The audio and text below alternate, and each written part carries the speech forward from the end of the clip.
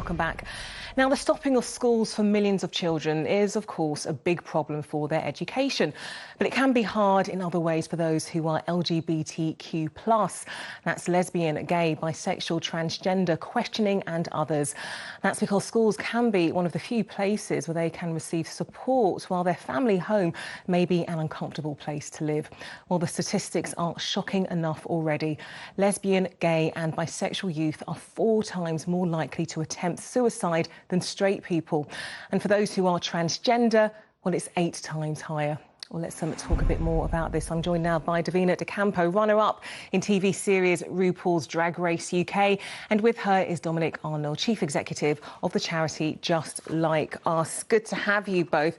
Davina, if I could start with you, just what was life like for you at school as a pupil?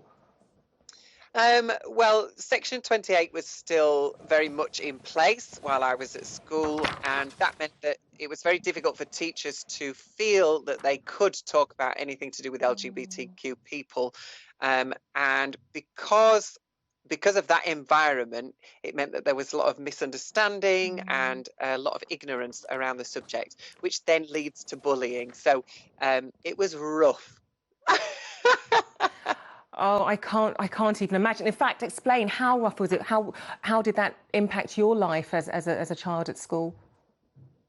So for me personally, there was lots of name calling in the corridors, pushing, shoving, things like that.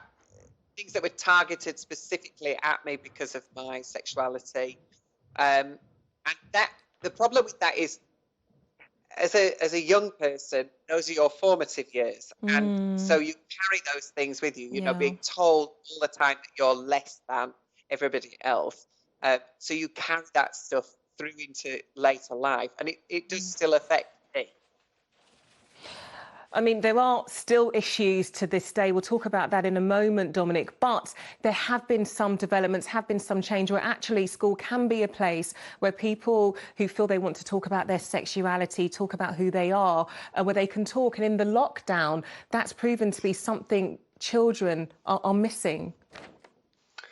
Yes, I think that's true. I mean, I've worked in education a long time, and we've been talking about the fact that schools are difficult places for LGBT people. But it's undoubtedly true that for some, home can be even worse. And if you're at home with people who don't understand or accept your identity, and you might be worried to even speak on the phone through fear of being overheard, then home can be a very difficult place indeed. So what kind of support is out there? What are you calling for in terms of how to reach those children to make sure that they can talk to somebody? Well, I think there's a few options on the table, really. I mean, we identified in our research sort of 2 main aims that we'd like to fulfill. So one of them is the social need of LGBT young people to still feel like they're part of the community when maybe they can't access those people that have made them feel included. And the second is the curricular need. So many schools that are doing LGBT inclusive work during this period will choose this time, so because of Pride, because of School Diversity Week, to do something positive. And we wanted to replace that. And for that reason, we're starting School Diversity Week completely online this year with a series of masterclasses from experts in their field that will be delivering content to an audience at home of LGBT people and non-LGBT people, really to let them know that being LGBT is something to be celebrated. And Davina, in your former life as a teacher, what were the struggles that you found there, being able to openly talk about some of the issues? Yeah, I think that is also quite difficult as a teacher to navigate, you know, how you talk about those things. I was very fortunate that the school I was working was incredibly supportive and was very up on moving things forwards. That hasn't always been the case in every establishment that I've worked. And some places have actively discouraged you from talking about anything to do with sexuality whatsoever. Now, I have to say, the statistics I read out before coming to both of you, I've read them before, and I tell you what, every time I read it, it is heartbreaking, it is tragic, it is saddening. Davina, what needs to be done to make sure that young people from the LGBTQ community gets the help and support that they need to help them with any mental issues they might be facing?